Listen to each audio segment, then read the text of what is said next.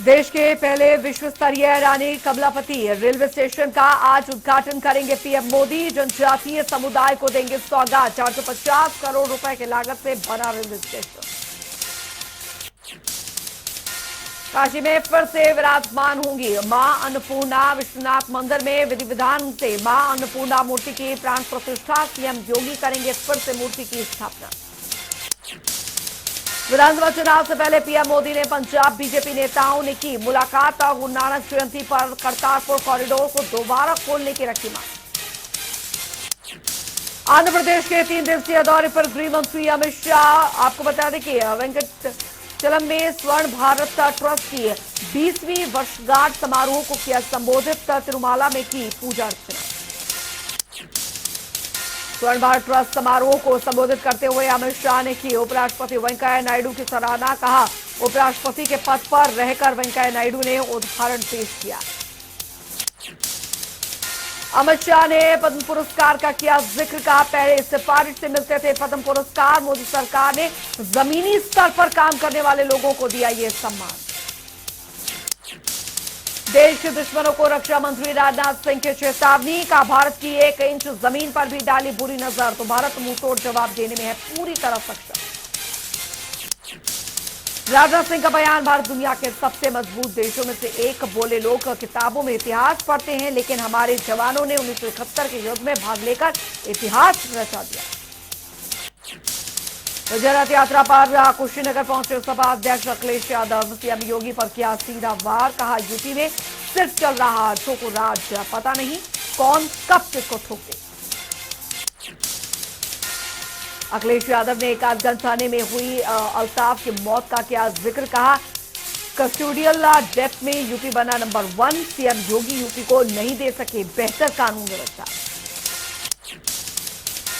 अखिलेश यादव ने कहा मुख्यमंत्री को दरअसल लैपटॉप चलाने नहीं आता और इसीलिए दुनिया से है अनजान। आगामी विधानसभा चुनाव में बदलाव होने की कही बात। यूपी में अकेले चुनाव लड़ेगी कांग्रेस। प्रियंका गांधी वाड्रा ने किया ऐलान। कहा किसी पार्टी से नहीं करेंगे कोई गठबंधन, हर सीट पर उतारेंगे अपना उम्मीदवार। प्रियंका गांधी वाड्रा ने विपक्षी पार्टियों पर भी साधा निशाना। कहा यूपी में न सपा लड़ रही है और न ही बसपा, सिर्फ कांग्रेस लड़ रही है। महाराष्ट्र में नक्सलियों के खिलाफ पुलिस ने चलाया सबसे बड़ा ऑपरेशन। गढ़चिरौली में 12 घंटे तक चली मुठभेड़ में 27 नक्सली किए गए ढेर। गढ़चिरौली के जंगलों में हुआ एनकाउंटर। 50 लाख का इनामी नक्सली मिलंदा तिलतुंबड़े भी मारा गया। काफी साल से पुलिस को मिलंदा की थी तलाश। भीमा गोरेगांव दंगा केस का मुख्य आरोपी था मिलंद। 2019 के आईडी धमाके में भी थी उसकी तलाश। दरअसल 2011 में हुई थी मिलंद की पत्नी की गिरफ्तारी। नक्सलियों के साथ मुठभेड़ में सेना के 4 जवान भी जख्मी। सभी को एयरलिफ्ट करके नागपुर के ऑरेंज सिटी हॉस्पिटल में कराया गया भर्ती। फिलहाल सभी की हालत स्थिर। 360 कमांडो ने ऑपरेशन को दिया अंजाम। दरअसल मारे गए सभी नक्सलियों की पहचान होना अभी बाकी। आत्मसमर्पण कर चुके नक्सलियों की मदद लेगी पुलिस। मणिपुर में असम राइफल के काफिले पर उग्रवादियों ने किया हमला। कमांडिंग अफसर विपल्लव त्रिपाठी समेत 5 जवान शहीद। विपल्लव के परिवार के सदस्यों की भी मौत। प्रधानमंत्री मोदी ने की मणिपुर में हुए आतंकी हमले की निंदा। कहा दुख की इस घड़ी में परिवारों के साथ संवेदनाएं। शहीदों के बलिदान को कभी भुलाया नहीं पाएगा। मणिपुर हमले पर रक्षा मंत्री राजनाथ सिंह ने भी जताया दुख। ट्वीट कर आतंकवादियों को दी सख्त चेतावनी। कहा किसी भी दोषी को बख्शा नहीं जाएगा। सूत्रों के मुताबिक हमले में मणिपुर के पीपुल लिबरेशन आर्मी का हाथ होने की आशंका। साजिश में चीन के एंगल से भी जानकारी। पीएलए का अक्सर समर्थन करता है चीन। प्रदूषण पर सुप्रीम कोर्ट की फटकार के बाद अब एक्शन में आई केजरीवाल सरकार। अधिकारियों के साथ हुई बैठक में लिए गए कई सख्त फैसले। निजी गाड़ियों को बंद करने पर विचार।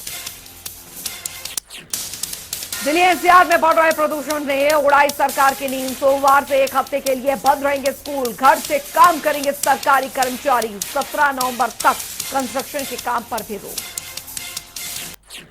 दिल्ली में बढ़ते प्रदूषण के खिलाफ अब केजरीवाल सरकार का जागरूकता मिशन। दरअसल राहगिरी कार्यक्रम के दौरान साथियों के साथ डिप्टी सीएम मनीष सिसोदिया ने इलेक्ट्रिक साइकिल पर किया सफर। मनीष सिसोदिया ने कहा, प्रदूषण किसी एक प्रयास से नहीं होगा कम, सभी को निभानी होगी सामूहिक जिम्मेदारी। दिल्ली में रोजमर्रा की जरूरत के लिए इलेक्ट्रिक साइकिल की दी नसीहत। लगातार खतरनाक हो रहा दिल्ली एनसीआर में प्रदूषण का स्तर, धुएं और साथ धुंध में घटा दिल्ली का दम, साथ ही कई जगहों पर खतरनाक स्तर पर पहुंचा एयर क्वालिटी इंडेक्स। राजधानी की हवा में छाया धुंध का अंबार, लोगों को सांस लेने और आंखों में जलने की शिकायत, फिलहाल राहत के आसार नहीं। विश्व में जारी है कोरोना का कहर, अब तक का 25 करोड़ 44 लाख से ज्यादा केस आए सामने, 22 करोड़ 96 लाख से भी ज्यादा मरीज रिकवर, मौत का आंकड़ा 51 लाख के पास। देश में 24 घंटे में 11,000 से ज्यादा नए केस, तो वहीं 12,000 से ज्यादा मरीज ठीक भी हुए। एक दिन में 285 लोगों ने तोड़ा था। भारत में कुल कोरोना केसेस 3 करोड़ 44 लाख से भी ज्यादा, अब तक करीब 3 करोड़ 38 लाख से ज्यादा मरीज ठीक, कुल मौतों का आंकड़ा 4,63,000 के पास। दिल्ली में कोरोना के 56 नए मामले आए सामने, कुल मामले 14,40,000 के पार, एक्टिव केसों की संख्या 360 के पार। महाराष्ट्र में कोरोना के 990 नए मामले, कुल संक्रमितों की संख्या 66 लाख के पार, 15,000 से ज्यादा केस अभी भी बने हुए एक्टिव। उत्तर प्रदेश में कोरोना के 9 नए मामले, कुल संक्रमण का आंकड़ा 17,10,000 के पार, एक्टिव केसों की संख्या 90 से ज्यादा, तो वहीं मौत का आंकड़ा 22,000 के पार। पश्चिम बंगाल में आए कोरोना के 870 से ज्यादा नए केस, कुल मामले 16 लाख के पार, 15,75,000 से ज्यादा मरीज ठीक, मौतों का आंकड़ा 19,000 के पार। बिहार में 24 घंटे के भीतर कोरोना के 2 नए केस, कुल मामले 7 लाख के पार, 29 केस अभी भी बने हुए हैं। हरियाणा में 17 नए कोरोना केसेस, कुल आंकड़ा 7,71,000 के पार, अब तक 7,61,000 से ज्यादा मरीज रिकवर, 140 केस अभी भी एक्टिव। हिमाचल में पिछले 24 घंटे में 123 नए मामले दर्ज, कुल संक्रमितों की संख्या 2,25,000 के पार, मौत का आंकड़ा 3,800 से ज्यादा, 1,000 से ज्यादा केस अभी भी एक्टिव। देश में कोरोना के खिलाफ वैक्सीनेशन अभियान जारी, वैक्सीनेशन का आंकड़ा 112 करोड़ 1 लाख के पार। प्रधानमंत्री मोदी 16 नवंबर को यूपी को देंगे बड़ी सौगात, सुल्तानपुर में पूर्वांचल एक्सप्रेसवे का करेंगे उद्घाटन, समारोह के दौरान पूर्वांचल एक्सप्रेसवे पर होगा वायुसेना का एयर शो। पीएम मोदी की मौजूदगी में दरअसल वायुसेना के 6 फाइटर जेट्स पूर्वांचल एक्सप्रेसवे पर करेंगे लैंड। इन लड़ाकू विमानों में 2 सुखोई, 2 मिराज और 2 जगुआर शामिल। अगले महीने बाद दौरे पर आ सकते हैं रूस के राष्ट्रपति Vladimir Putin, S-400 missile system के पहले बैच की डिलीवरी संभव। पुतिन की भारत यात्रा से पहले दरअसल मॉस्को में दोनों देशों के रक्षा और विदेश मंत्रियों के बीच होगी 2+2 वार्ता। S-400 मिसाइल सिस्टम के लिए करीब $5 अरब का हुआ सौदा। बॉलीवुड एक्ट्रेस शिल्पा शेट्टी और उनके पति राज कुंद्रा की मुश्किलें फिर बढ़ी, दोनों के खिलाफ मुंबई के बांद्रा पुलिस स्टेशन में 1.5 करोड़ रुपए की धोखाधड़ी का केस है। नितिन बोरई नाम के एक शख्स ने शिल्पा शेट्टी और राज कुंद्रा के खिलाफ दर्ज कराई शिकायत। शख्स का आरोप, शिल्पा और राज ने एक फिटनेस कंपनी के जरिए की धोखाधड़ी। महाराष्ट्र के अमरावती में दरअसल हिंसा के बाद प्रशासन का सख्त एक्शन, अगले आदेश तक लगाएगा कर्फ्यू। दरअसल 3 दिनों तक इंटरनेट पर भी तालाबंदी।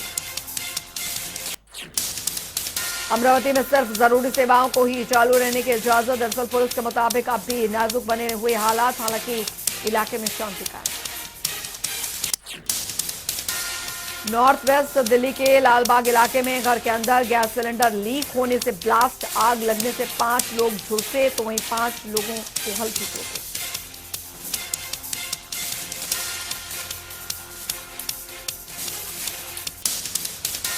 लोगों की सूचना पर पहुंची दमकल विभाग की टीम ने मशक्कत के बाद आग पर पाया काबू। सभी घायलों को इलाज के लिए बाबू जगजीवन राम अस्पताल में करवाया गया भर्ती।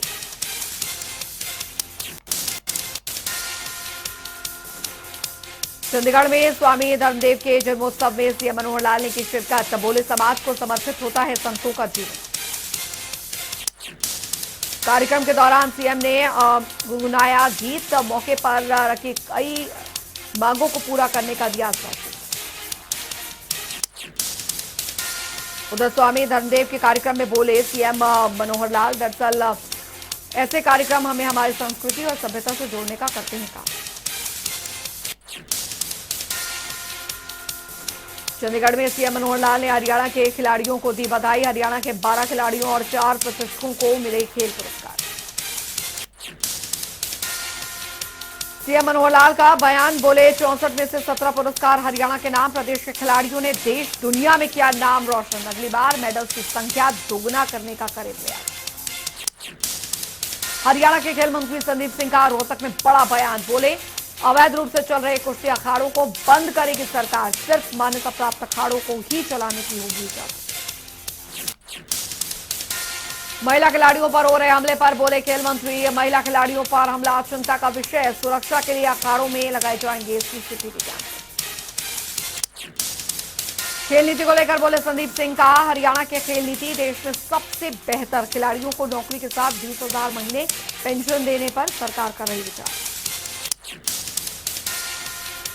हरियाणा के कृषि मंत्री जेपी दलाल का बड़ा बयान, बोले बॉर्डर पर बैठे हैं कांग्रेस के कार्यकर्ता। सरकार को अस्थिर कर कुर्सी हथियाना चाहती है कांग्रेस। दिल्ली हिंसा के आरोपियों को 2-2 लाख रुपए देने पर बोले जेपी दलाल, कहा ऊंची राजनीति कर रही चन्नी सरकार। हिंसा के आरोपियों का महिमा मंडन कर। कृषि कानूनों के विरोध में चल रहे आंदोलन पर बोले जेपी दलाल, लगातार किसानों के हित में काम कर रही केंद्र और प्रदेश सरकार। आंदोलनकारियों से बातचीत करने को तैयार सरकार। फरीदाबाद में केंद्रीय राज्य मंत्री कृष्णपाल गुर्जर ने एमटी इंडस्ट्रीज एसोसिएशन की वार्षिक बैठक में लिया हिस्सा। उद्योगपतियों ने किया भव्य स्वागत। बता दें कि एमटी इंडस्ट्रीज एसोसिएशन की बैठक के बाद कृष्णपाल गुर्जर ने मीडिया से की बातचीत। कहा बैठक में उद्योगों के समग्र विकास के लिए नई योजनाएं बनाने पर किया गया मंथन। उद्योग जगत में 75% आरक्षण को लेकर बोले कृष्णपाल गुर्जर, कहा उद्योगपतियों की सभी परेशानियों में साथ खड़ी रहेगी सरकार। हरियाणा में डीएपी खाद की कमी को लेकर पूर्व मुख्यमंत्री भूपेंद्र हुड्डा ने गठबंधन सरकार पर साधा निशाना। कहा लंबी लाइनों में लगकर किसानों और बहनों बेटियों को खाद के लिए करना पड़ रहा है इंतजार। भूपेंद्र हुड्डा का बयान, का 2014 में हर मामले में नंबर 1 था हरियाणा, लेकिन आज बेरोजगारी और भ्रष्टाचार में है नंबर 1। फरीदाबाद में दूसरी संस्था द्वारा आयोजित कार्यक्रम में पूर्व उद्योग मंत्री विपुल गोयल ने की शिरकत। दीप प्रज्वलित कर कार्यक्रम का किया शुभारंभ। विपुल गोयल ने लोगों को किया संबोधित। कोरोना काल में असहायों की मदद के लिए समाजसेवी संगठनों का जताया आभार। बोले नरसेवा नारायण सेवा। गांव विधायक राजेश नागर पहुंचे बसंतपुर कॉलोनी। लोगों ने फूल मालाओं से विधायक का किया जोरदार स्वागत। विधायक राजेश नागर ने कई सड़कों का किया उद्घाटन। बुजुर्गों से नारियल तुड़वाकर कराया उद्घाटन। बोले कोरोना की वजह से बाधित हुआ विकास का।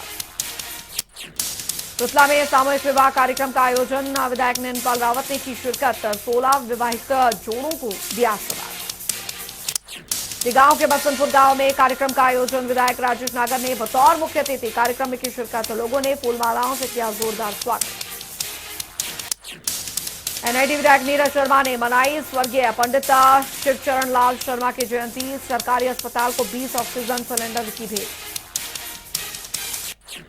पलवल में आजादी के अमृत महोत्सव के अंतर्गत मेले का किया गया आयोजन। जिला न्यायाधीश और साथी उपायुक्त ने बतौर मुख्य अतिथि कार्यक्रम में की शिरकत। सोनीपत में उजाला सिग्नम अस्पताल ने वर्ल्ड डायबिटीज डे पर जागरूकता मैराथन का किया आयोजन। हर उम्र के लोगों ने दौड़ में लिया भाग। डायबिटीज के बारे में किया जागरूक।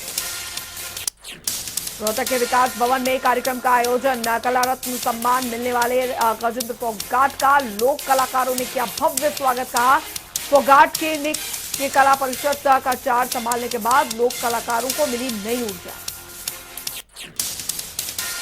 भिवानी में भी सम्मान समारोह का आयोजन। कबड्डी कोच असन सांगवान को गुरु द्रोणाचार्य अवार्ड मिलने पर खेल प्रेमियों ने किया सम्मानित। दिल्ली में महामहिम राष्ट्रपति रामनाथ कोविंद के हाथों असन सांगवान को मिला गुरु द्रोणाचार्य अवार्ड।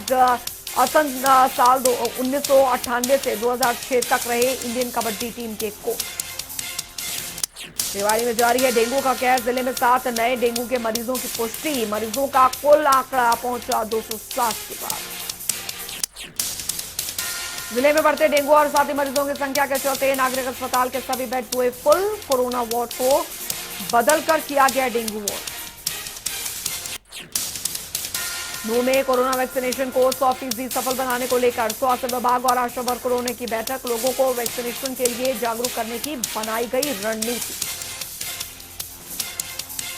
किसानों को डीएपी खाद लिया अब नहीं होना पड़ेगा परेशान, सोनीपत रेल गोदाम पहुंची भारी मात्रा में खाद, जल्द सोनीपत, जींद, रोहतक और झज्जर के किसानों को मिलेगी खाद।